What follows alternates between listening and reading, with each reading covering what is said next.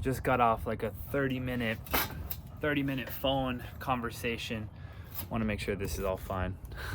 This is not going to be edited out either.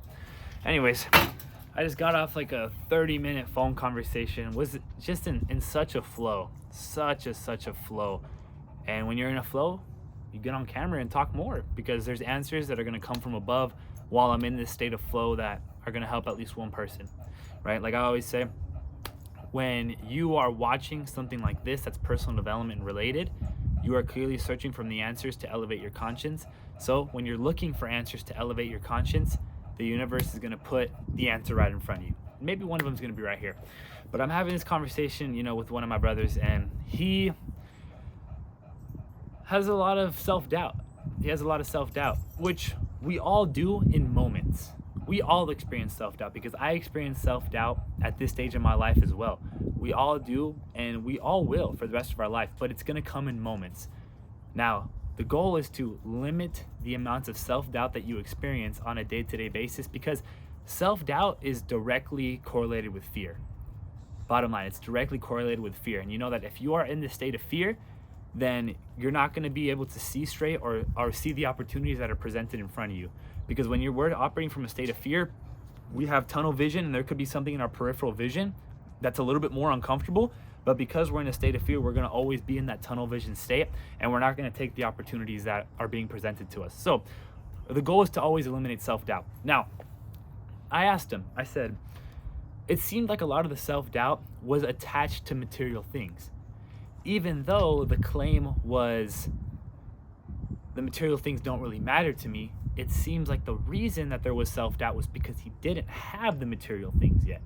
In some moments, there was some moments that were attached to more relational things, but there was also some moments where he had self-doubt attached to material things. And those are the ones that we can 100% get rid of, and we have to 100% get rid of. Because when you have self-doubt attached to the material things, you're never going to be able to attract the material things, because you're basically communicating to the universe that you're not going to be grateful for the present moment until you have them. And you cannot communicate that to the universe, because the universe doesn't give you what you asked for with demands. The universe just gives you what you attract based off of your energy. So anyways, like I said, he's kind of expressing that because he doesn't have the things, there's self-doubt attached to it. And it was as simple as breaking down that life is not about acquiring these material things. It's about becoming the man who can acquire these material things. One of my favorite West quotes is, it's not how, it's who. Because I knew that he was asking in his head, and I know that many people are asking in their head, is how can I lose this weight? How can I gain this weight? How can I make this money? How can I get this car? How can I get this opportunity? How? How can I get this grade? How can I get this promotion? How? When you should be asking who? Who can get this physique? Who can get this money? Who can have the strongest relationships? Who can be recognized in the workplace? It's who. And the way that you create the who is by simply focusing on the daily habits that make you proud. And because we are supposed to create the man that we were meant to be based off of who above wants us to be. And all of us have a similar purpose, and we all have a similar man that we're supposed to create. The protector, the provider, right?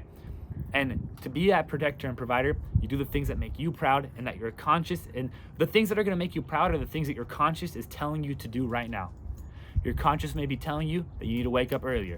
Your conscious may be telling you that you need to lose the weight. The conscious may be telling you need to gain the weight. The conscious may be telling you that you need to stop drinking every weekend, that you need to stop smoking every single day, that you need to stop spending 4 hours mindlessly scrolling, that you need to stop being in bed for 4 hours out of the day watching Netflix.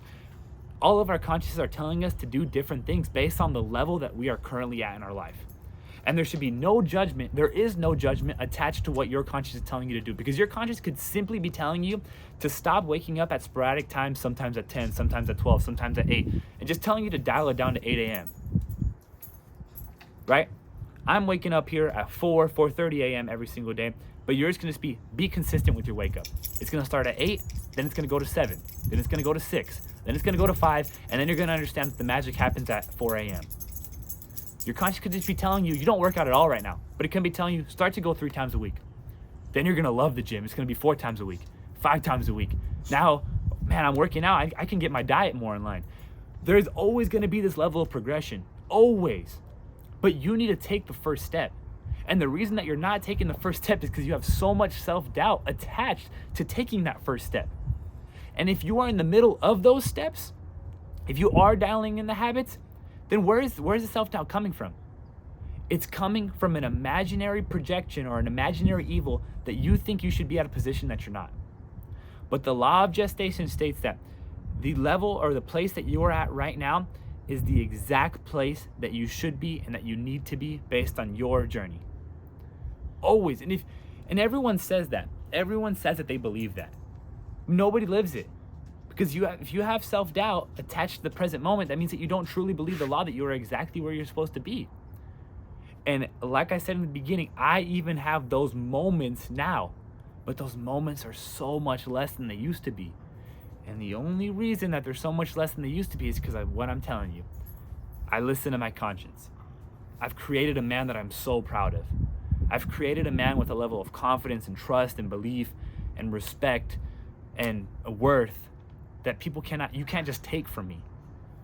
Because I've spent the time alone. I've spent the time going through a lot of pain in the gym. Spent the time reflecting on painful situations in my past. I've spent the time doing those things. So maybe you just need to spend more time doing those things because the strength is going to come through the repetition. It's going to come through repeating the gym, repeating the reflecting, repeating the journaling, repeating the reading, repeating the diet. But you gotta have it. It has to be across the board, though. It has to be balanced. You can't be super good at one area and trash in another area, because that's just cognitive dissonance in itself, right there. You're putting all this energy into one thing, no energy into another thing. So you're gonna be when you look at the thing that you're putting all that energy into, you're gonna be proud, and that's gonna be positive self-talk. You're super happy. Then you look at the thing that you're putting no energy into, and you realize how shitty it is. Negative self-talk automatically, and you shouldn't have anything in your life that triggers negative self-talk. So that's why for me right now, I'm so proud of where my physique is. I'm so proud of where my mindset is. I'm so proud of my relationships with my friends. I don't got a girl, but I'm very proud of what I've built with the community.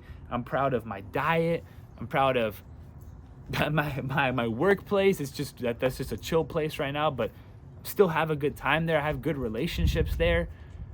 And I'm proud of the next steps that I'm going to take, because as I continue to move in alignment, I'm getting signals and downloads from above of what steps I need to take next. At least, I won't say I need, but I'm being drawn to taking next.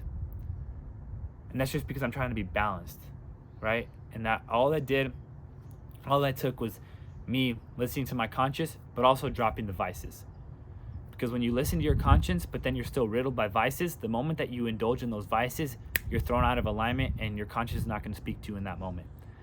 And that's when you're going to start missing. So then when you start missing, let's say you go 3 days of early wake up, then you miss, then a day of early wake up, then you miss again. Cognitive dissonance. It's inconsistency. You can't have the inconsistency in your life.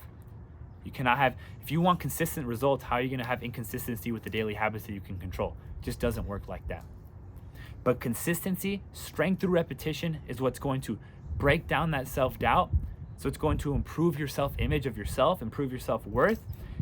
And that's when you're going to start attracting the things. And a lot of times, what I've noticed is that the first thing that you attract is the people that you need in your life. I've noticed that from my journey, and I've noticed that from seeing other people's journeys.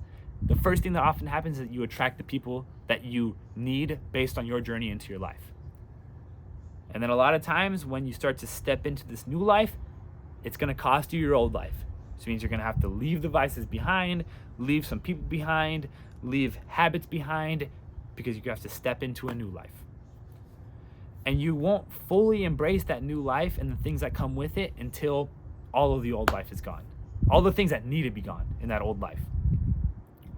But this all started as a thing about self-doubt, right? I feel like so much things to talk about today. I mean, I had a good journaling session today. Like I said, I just got off a great conversation. Things are flowing. Things are just flowing really, really good. I love this video. I'm not going to lie. I love this video. I don't even know how long this is. I love this video, though. It's just so important because self-doubt is what creates self-sabotage, and it's what I see so many people fall to. It's what I see. It's why I see people starting to cheat on their diet, cheat on their habits, go back to their old life, go back to their old vices.